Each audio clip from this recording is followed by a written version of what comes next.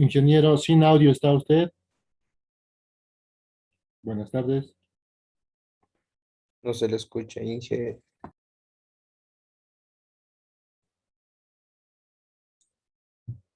Ahora sí, muy buenas tardes. Ahora sí me deben estar escuchando.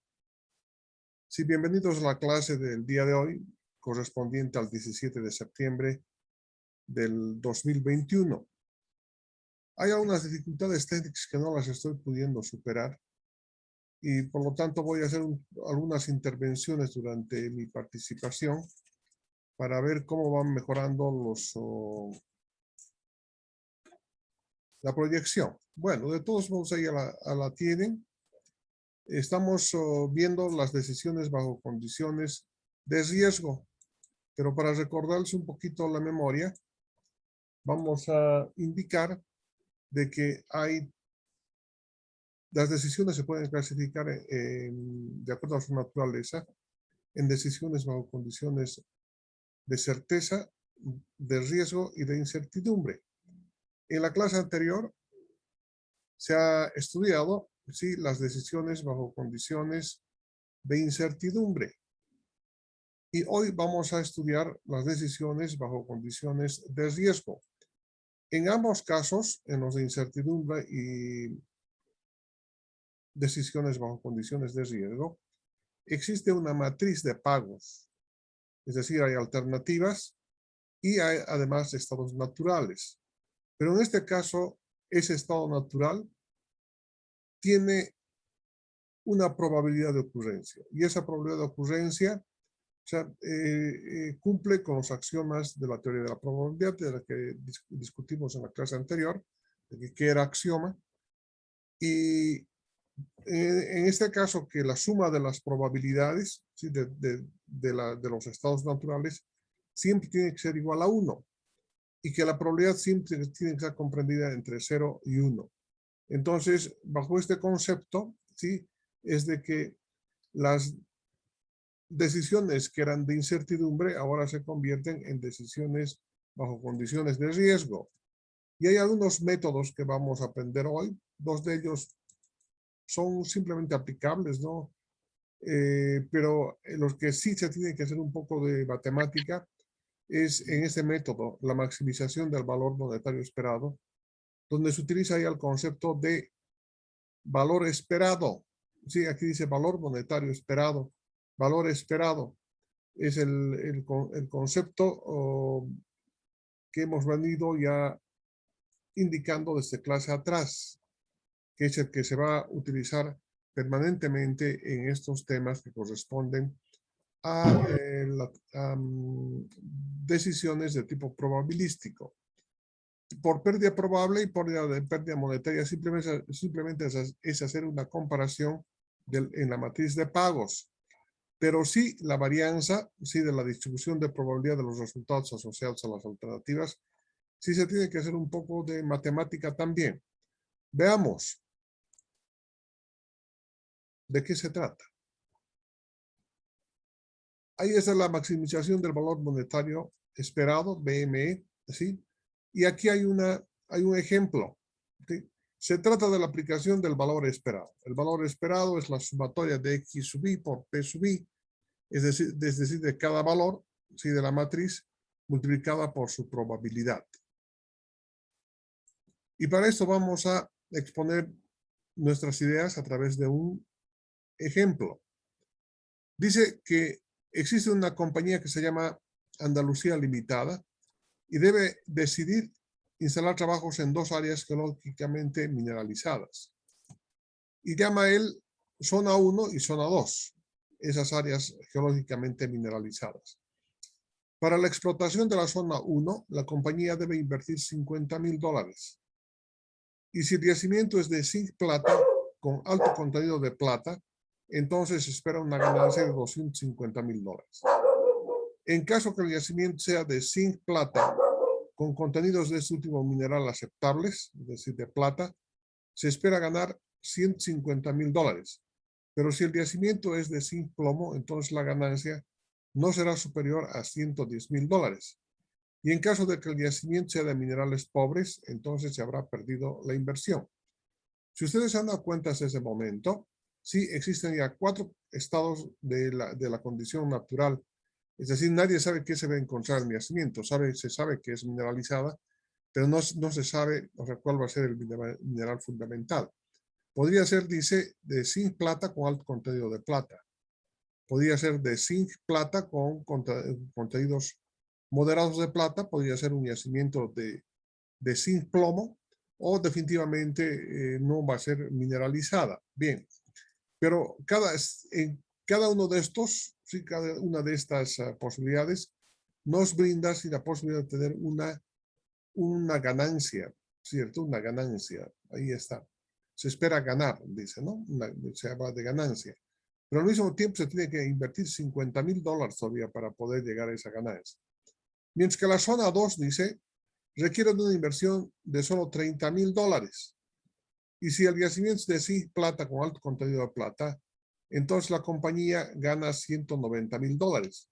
En caso que el yacimiento sea similar, pero de contenido de plata aceptable, es decir, fíjense, las condiciones del estado natural se repiten también para esta segunda probabilidad, y dice se gana $90,000. Si el yacimiento es de zinc plomo, entonces espera una ganancia de $130,000, porque es de alto contenido de zinc. Dice. La tercera alternativa debe considerar que la empresa inversionista debe realizar más estudios profundos antes de invertir, y para ello requiere invertir $20,000 adicionales. Aunque en minería estos valores son irrisorios, ¿verdad? Pero bueno, es un ejemplo nada más. Es un ejemplo y continuamos estudiándolo.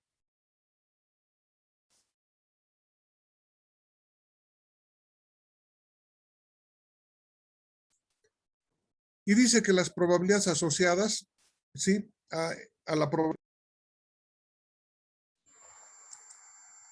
Bueno, más bien que seguimos. Hubo un pequeño corte, voy a compartir nuevamente la pantalla. Estamos exactamente en este lugar, acá. Y fíjense, estos son los pagos esperados. Estas son los estados naturales. El primer estado natural dice que es el 20% de que el yacimiento sea de zinc plata con alto contenido de plata. 25% si el yacimiento es de zinc plata con contenidos moderados de plata. Y 35% es la probabilidad de que el yacimiento sea de zinc plomo, y del 20% la probabilidad de que el yacimiento sea pobre, o sea, no exista mineral. Si ocurre esto, entonces, si el decisionista, ¿sí?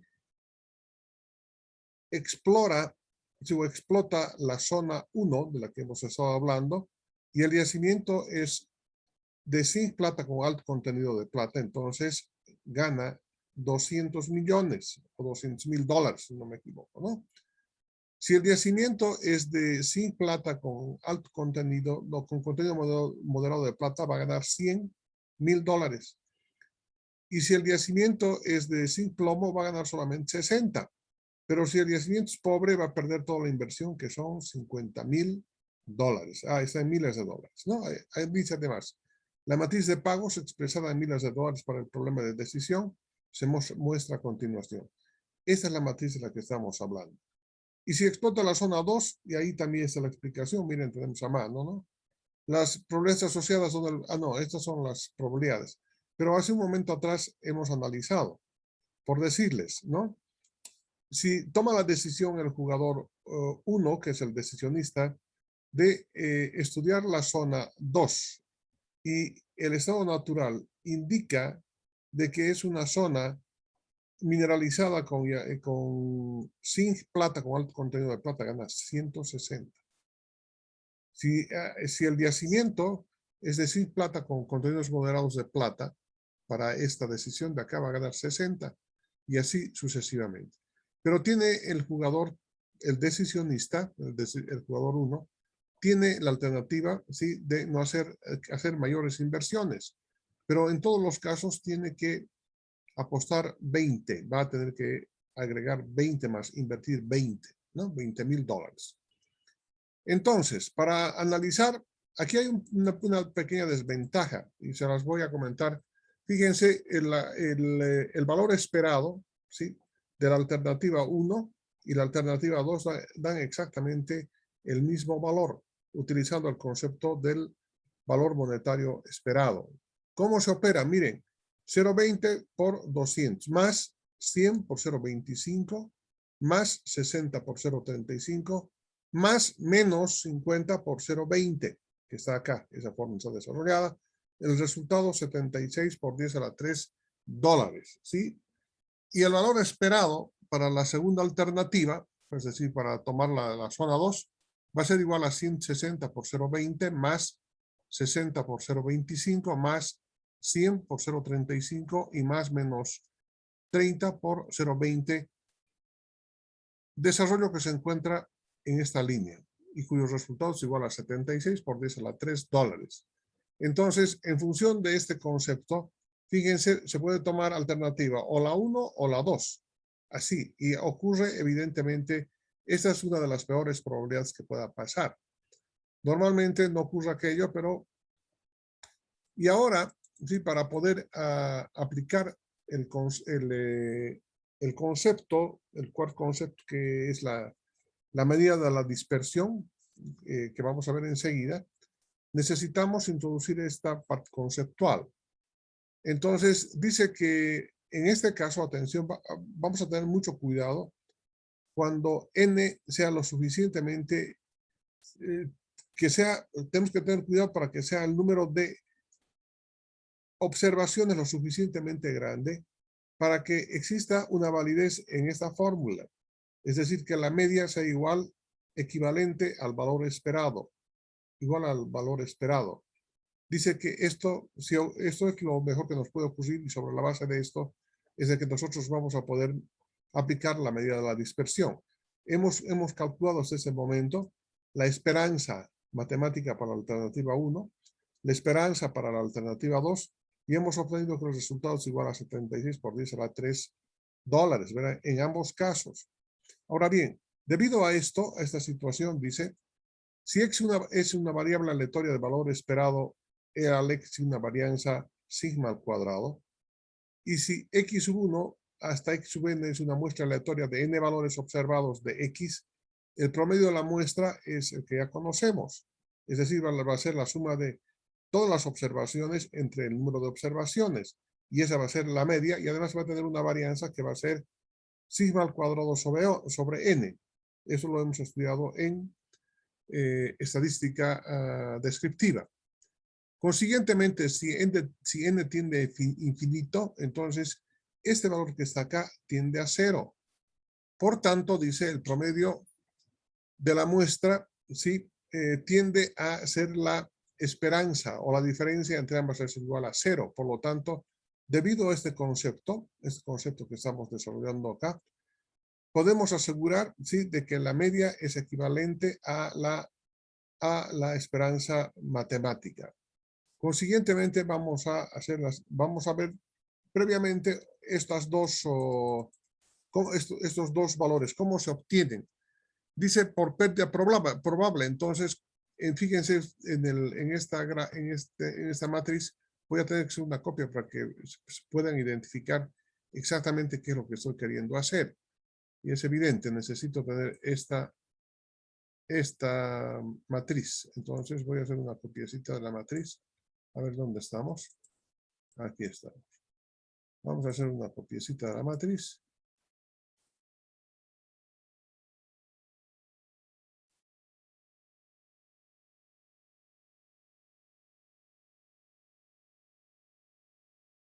Aquí la voy a apagar acá.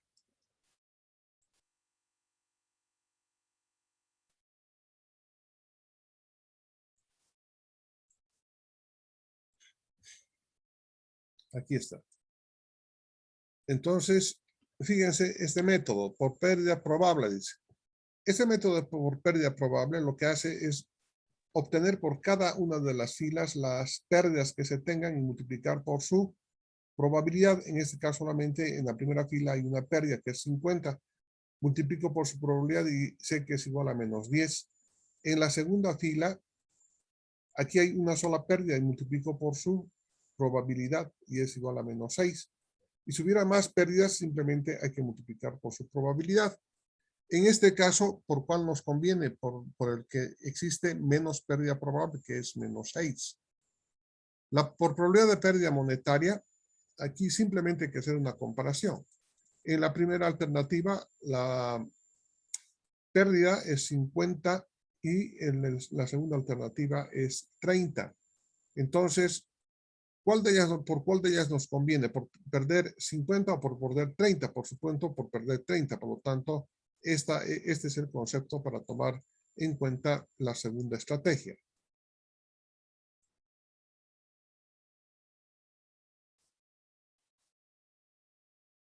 Vamos a tomar en cuenta, por eso que antes de iniciar el análisis de este método para determinar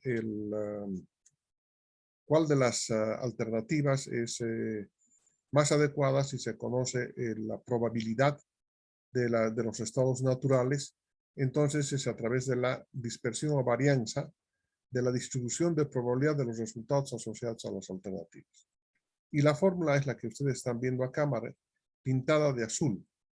Varianza de A sub I dice que va a ser igual a la sumatoria de X menos la media. Todo esto elevado al cuadrado por la probabilidad de X. Bien, X son los valores que son los valores de la matriz de pagos. Pero esta media, ¿sí? Por el teorema que anteriormente hemos analizado, resulta que esta media, ¿sí? Es igual a la esperanza matemática. Y la esperanza era 76,000, ¿se acuerdan? 76 era la esperanza. Vamos a ver acá. Para las personas que no hayan creído, vamos a ver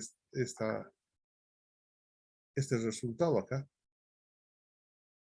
Miren, ahí está.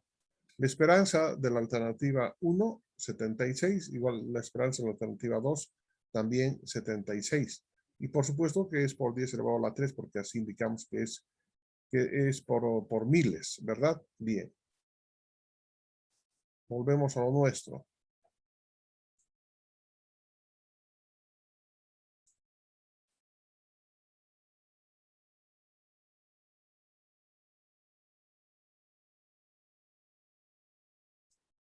Estamos acá. Consecuentemente dice que va a ser la sumatoria de cuántos elementos tiene cada una de las filas. ¿Cuántos elementos tiene el vector fila? Tiene 4, ¿no? Son 4 columnas, entonces tiene que haber 4 términos en cada una de las sumatorias.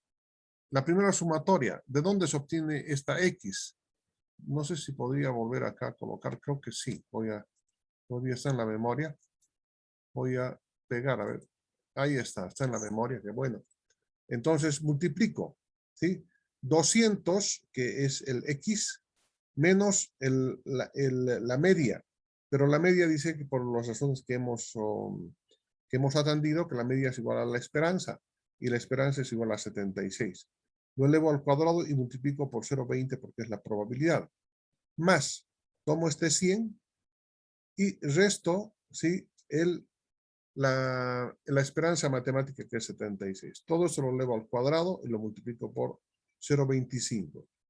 La tercera, ¿sí? El tercer término va a ser igual a, ¿cuánto está acá? 60. Miren aquí. No, aquí es que estoy aquí arriba, miren.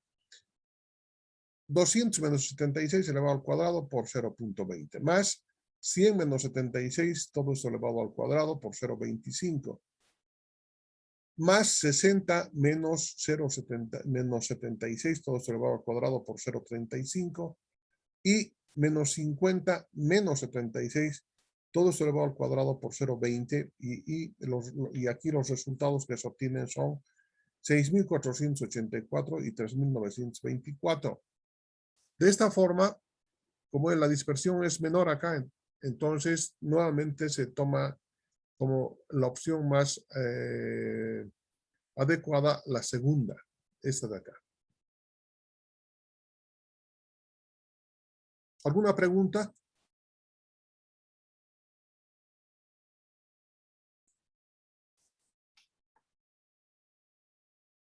¿Alguna pregunta, estimados? A ver, para recapitular, existen 4 métodos para poder determinar si la mejor alternativa cuando se presentan problemas bajo condiciones de riesgo. El primer método es el método del valor monetario esperado, donde se aplica la esperanza matemática. Si tengo esta matriz de pagos, la debo tener porque sobre la base de esto voy a hacer varios cálculos, y además, como es problema de riesgo, tengo que tener este vector de probabilidades asociado a los estados, a la ocurrencia de los estados naturales que se están presentando acá.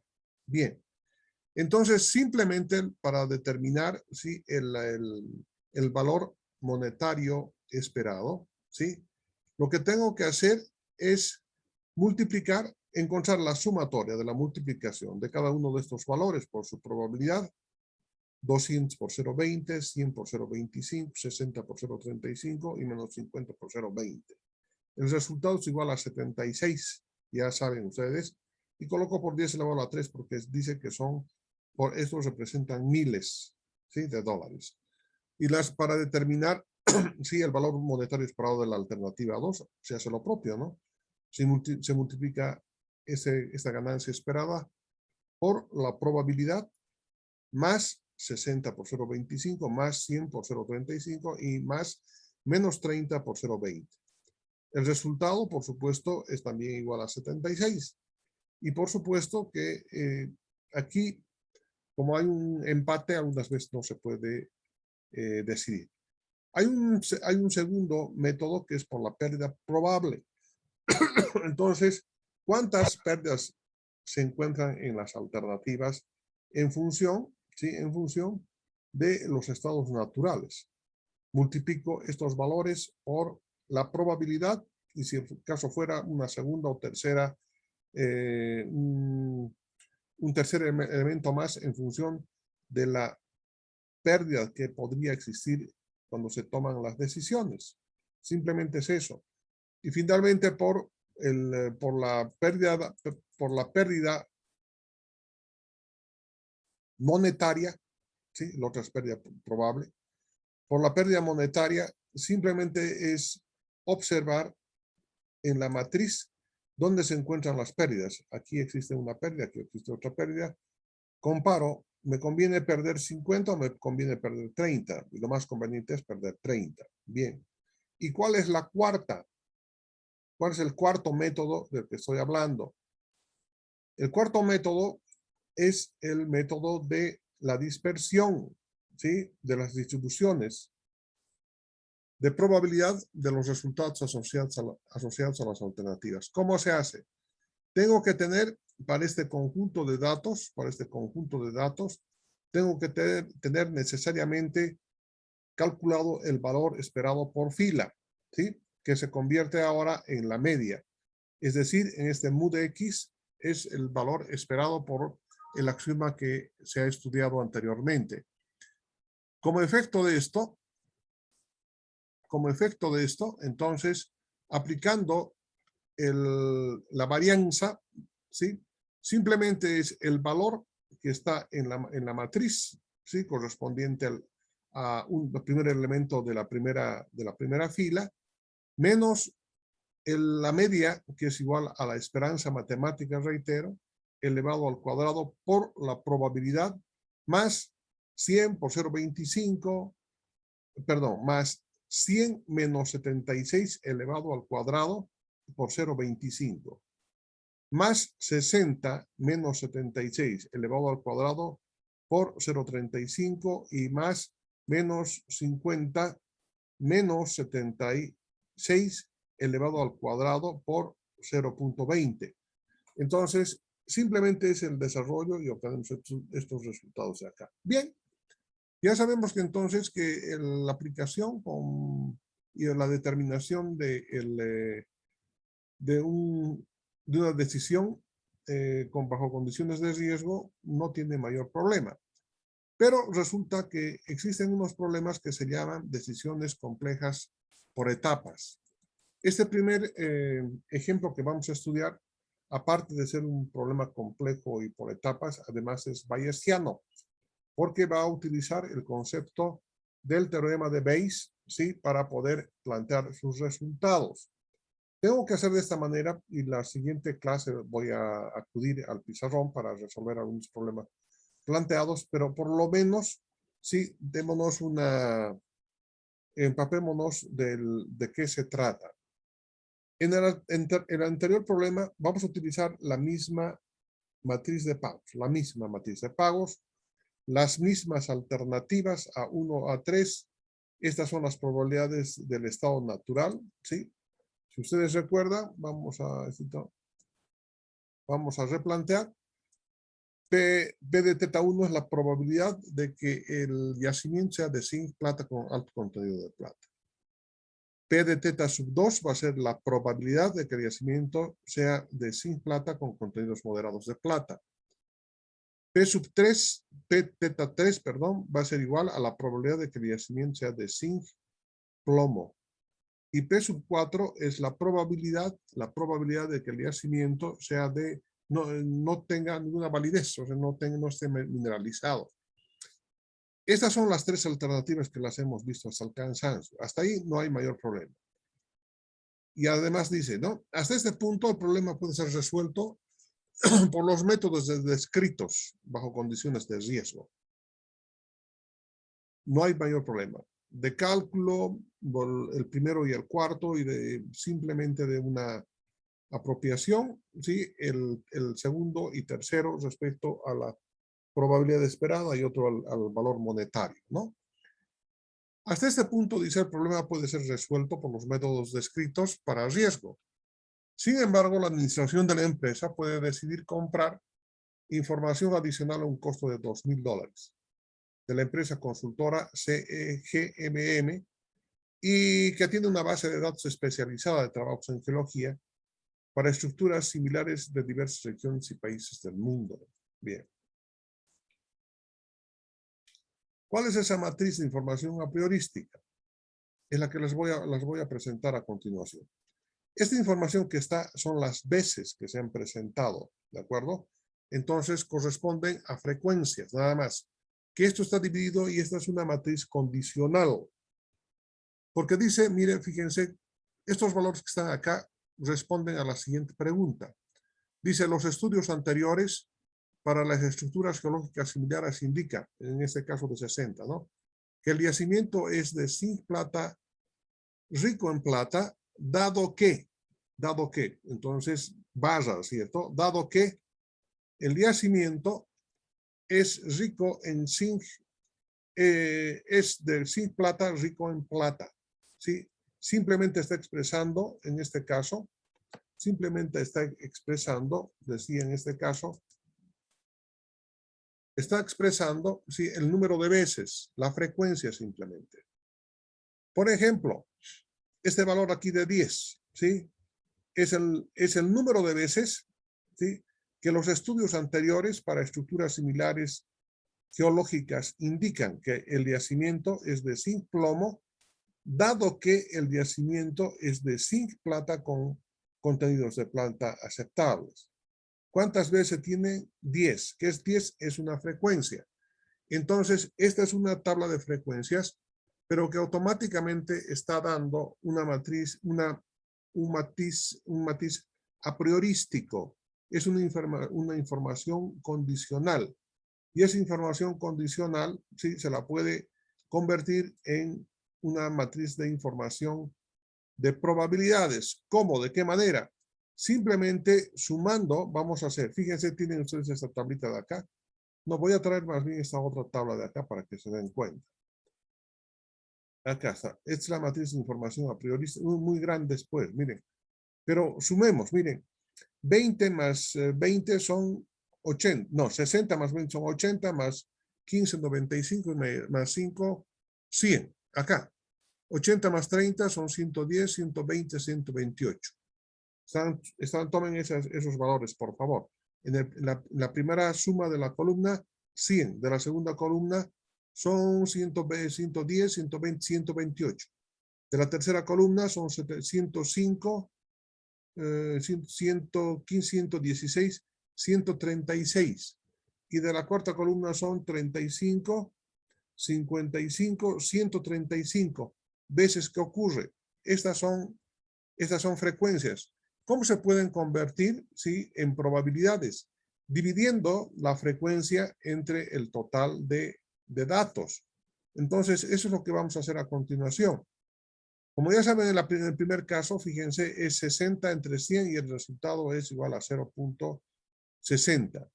El siguiente dato entre 100 es 0.20, el siguiente es 15 entre 100, 0.15. Y el siguiente es 5 entre 100, 5. En este caso tengo que dividir. Vamos a ver. Dijimos que el número es 128, ¿verdad? Muy bien, 128. Esta suma es 128. 110, 128. Entonces vamos a dividir. Todos los que tengan su máquina de calcular, por favor, a mano. Vamos a dividir 80 entre 128. El resultado es 0.625. Entonces veamos dónde está en esta tabla que está aquí al fondo. A ver. Aquí está. Miren, 0.625. ¿De dónde sale este valor? 0.234. De acuerdo a lo que acabamos de aprender, debe salir de la siguiente relación. 30, que es este valor de acá, 30, este de acá, entre 128, entre 128. El resultado es 0.234. Veamos.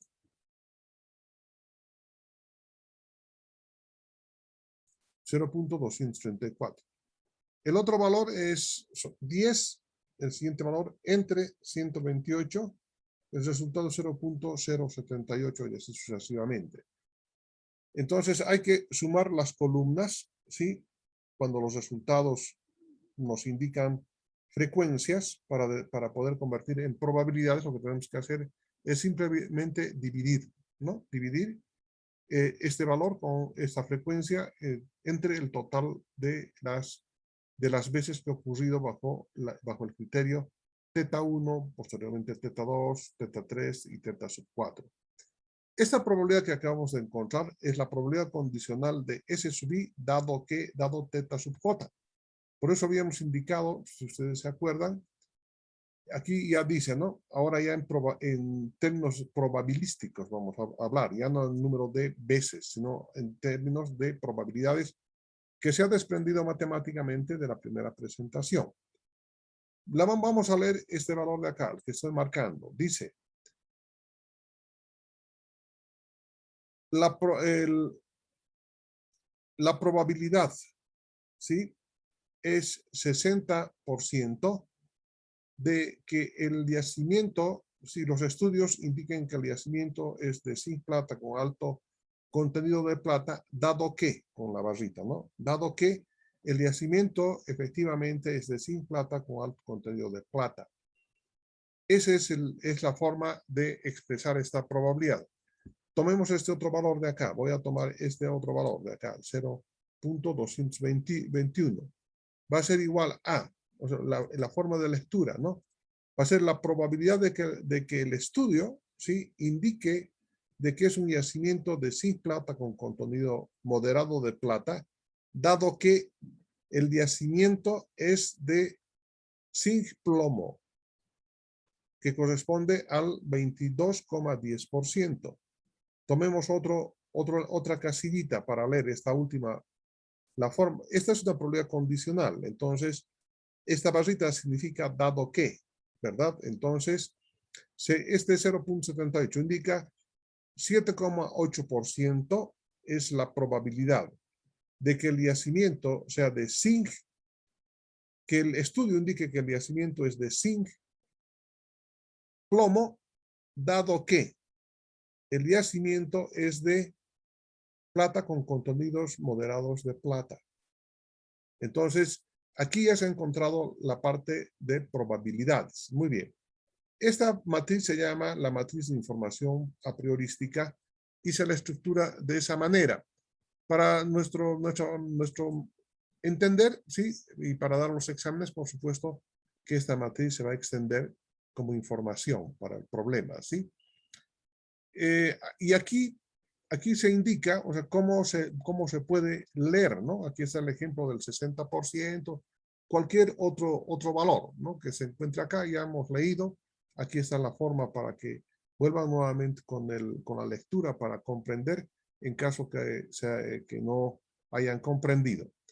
Con la información conocida, dice, debe determinarse la mejor alternativa para el decisionista.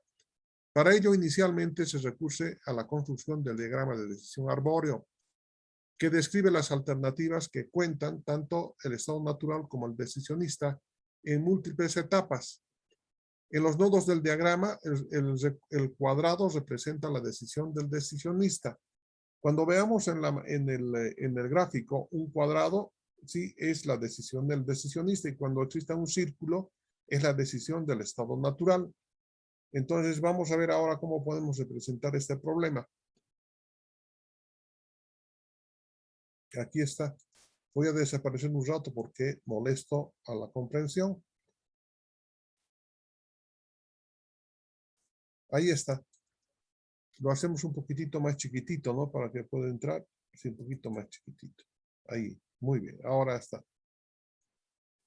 Miren, dice, ¿cómo se plantea el árbol de decisiones para el problema que acabamos de comprender?